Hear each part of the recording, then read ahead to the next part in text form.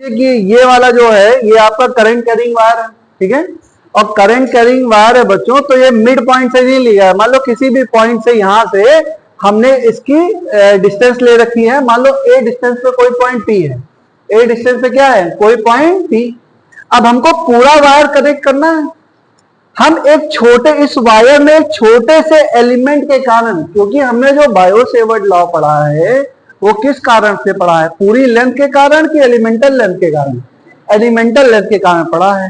तो अगर ये छोटा सा एलिमेंट, भाई वायर तो काफी बड़ा है, ठीक, इस छोटे से वायर पे एक छोटा सा एलिमेंट लिया डीएल लेंथ का, और उसके कारण वहां से आर डिस्टेंस पर पॉइंट पी है, वहां पर हमारी मैग्नेटिक फील्ड क्या होगी, तो बायो सेवर्ट लॉ से लिख सकते हैं, bio Savart law is only valid for elemental length of the conductor, या एलिमेंटल करंट के कारण वैलिड है।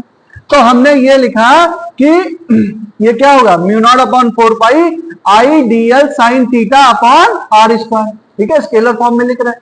अब थीटा क्या होता है, थीटा एंगल होता है डीएल और, बोलो, डीएल और आर वेक्टर के बीच में। हमने इस पॉइंट में ये जो लाइन है बच्चों, इस लाइन से एंगल मान रखा है थीटा। अगर ये एंगल थीटा तो ये एंगल कितना, 90 माइनस थीटा। तो हमारे फॉर्मूले में कौन सा एंगल आएगा, ये वाला आएगा कि ये वाला एंगल आएगा, भाई थीटा की जगह क्या है 90 माइनस थीटा। अच्छा, इसको क्यों माना है, इसको इसलिए माना है कि जब पॉइंट पी पर हमको पूरी लेंथ कवर करनी है, तो यहां से देखो पॉइंट पी से ऊपर चलेंगे थीटा फाई 1 तक, तो हमारा इसका टॉप एज कवर हो जाएगा। और यहां पर हम नीचे आएंगे अगर फाई 2 तक, तो हमारा लोअर एंड कवर हो जाएगा। अच्छा, सबके कारण यहां पर इस डीएल लेंथ, फिर ये डीएल लेंथ, फिर ये डीएल लेंथ, फिर ये डीएल लेंथ, सब छोटी छोटी छोटी छोटी लेंथ के कारण यहां पे जो मैग्नेटिक फील्ड आएगी वो सारी क्या होगी, उसका डायरेक्शन क्या होगा, सेम होगा। डायरेक्शन सेम होगा तो वो क्या हो जाएगा, ऐड हो जाएगा। अच्छा, ऐड होने का ही एक अलग नाम है इंटीग्रेशन। इंटीग्रेशन क्या है, समेशन है। इसका मतलब हम किसी डीएल लेंथ के कारण यहां पर मैग्नेटिक फील्ड निकाल लें, और उस मैग्नेटिक फील्ड को मैं फाई 2 फाई 1 से, और इधर आएंगे तो ऊपर वाला लिख देंगे, एक डायरेक्शन रख देंगे पॉजिटिव, एक डायरेक्शन रख देंगे नेगेटिव। तो फाई 1 माइनस फाई 2 से फाई 1 में क्या कर दें, इंटीग्रेट कर दें। इंटीग्रेट कर देंगे तो हमारा ये पूरा रिजल्ट आ जाएगा। इस पूरे वायर के कारण यहां पॉइंट पी पर मैग्नेटिक फील्ड आ जाएगी। उसमें थोड़ा सा मैनिपुलेशन है, समझ लो। यहां से cos थीटा बराबर बेस अपॉन हाइपोटेन्यूज, तो cos थीटा बराबर a अपॉन r, तो हमने लिख दिया cos थीटा बराबर a अपॉन r की वैल्यू हो गई a upon cos theta, r बराबर a sec थीटा। फिर हमने कहा tan थीटा बराबर परपेंडिकुलर अपॉन बेस, यानी कि l अपॉन a, तो l अपॉन a, l बराबर a tan थीटा। तो l को थीटा के रिस्पेक्ट में डिफरेंशिएट करोगे तो dl बराबर क्या होता है, tan थीटा का होता है sec स्क्वायर थीटा। तो dl बाई डी थीटा बराबर a sec स्क्वायर थीटा। तो dl बाई डी थीटा बराबर कितना हो गया, तो dl बराबर dl अपॉन डी थीटा बराबर a sec स्क्वायर थीटा। तो dl बराबर डी थीटा को जल्द ले जाओ, a sec square theta into d theta. कुल मिला के हमको अपना वेरिएबल थीटा के टर्म्स में क्या करना है, कन्वर्ट करना है। अब इस वाले फॉर्मूले में हमने देखा कि dl की जगह रख दो, dl की जगह रख दिया a sec स्क्वायर थीटा। देखो a sec square theta into d theta, ये हो गया, इंटू डी थीटा।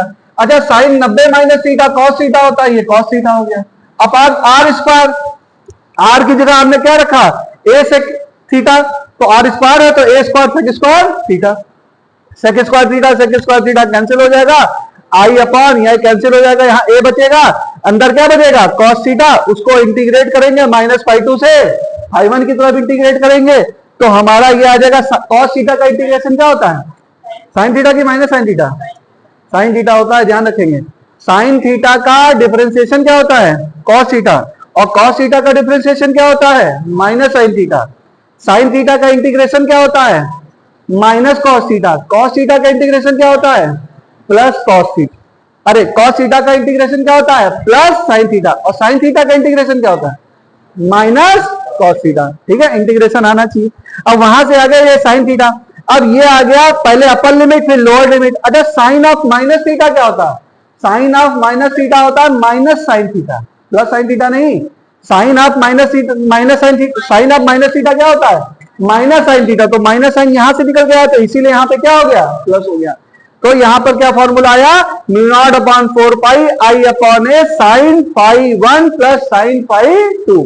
जहां पर ए क्या है, ए है perpendicular distance of the point, कहां से, वायर से, वायर से परपेंडिकुलर डिस्टेंस क्या है, ए। दूसरी बात फाई 1 फाई 2 क्या है, फाई 1 फाई 2 क्या है, अपर एंड एंड लोअर एंड, दो, एक अपर एंड है, एक लोअर एंड है, दोनों का एंगल है, कहां से है, परपेंडिकुलर डायरेक्शन से है, taken in opposite direction, taken in opposite direction. अब सवाल में आएगा तो एक को पॉजिटिव दूसरे को निगेटिव, अगर अपोजिट डायरेक्शन में होगा तो दोनों को क्या रखेंगे, पॉजिटिव, अगर सेम डायरेक्शन में होगा तो एक पॉजिटिव और एक नेगेटिव, क्योंकि डेरिवेशन में हमने ये चीज कंसीडर कर ली है। इसी तरह का सवाल हमने कूलम्ब्स लॉ में किया था। अब ये सारा डेरिवेशन होने के बाद इसका शॉर्ट में लिख लो कि अगर हमारे पास वायर ये हुआ, अलग से समरी लिख लो, मान लो एक करंट कैरिंग वायर है जिसपे करंट आई बह रही है, और यहां से मान लो ए डिस्टेंस पर कोई पॉइंट है, और इस पॉइंट के अपर का एंगल है कितना, फाई 1, और लोअर पॉइंट का एंगल है फाई 2, तो इस पे टोटल मैग्नेटिक फील्ड क्या होगी, एलिमेंटल मैग्नेटिक फील्ड नहीं, टोटल मैग्नेटिक फील्ड कितनी होगी, बोलो, बी बराबर क्या होगा, म्यू नॉट अपॉन 4 पाई, बताइए, आई अपॉन ए, फिर आगे sine phi 1 plus sine phi 2, जहां पर ए क्या है, ए है परपेंडिकुलर, बोलो, distance of point P from wire, ठीक है। फाई 1 फाई 2 क्या है, फाई 1 फाई 2 है, बोलो क्या है, बोलिए, याद होना चाहिए, बोलो, एंगल ऑफ, बोलो, angle of upper and lower end of the wire from, कहां से, फ्रॉम परपेंडिकुलर डिस्टेंस या perpendicular length of the wire, from perpendicular length of wire, किस डायरेक्शन में, टेकन, बोलिए, इन, टेकन इन अपोजिट डायरेक्शन। इतनी बात अगर आपको पता है तब आप सवाल को सॉल्व कर पाएंगे। और समझ में आई, इसको बना लियो, उसके बाद भी समरी लिख लो, समरी लिख लो, समरी लिखना जरूरी है, क्योंकि वो ऐसा कठिन सा रहता ना, तो फिर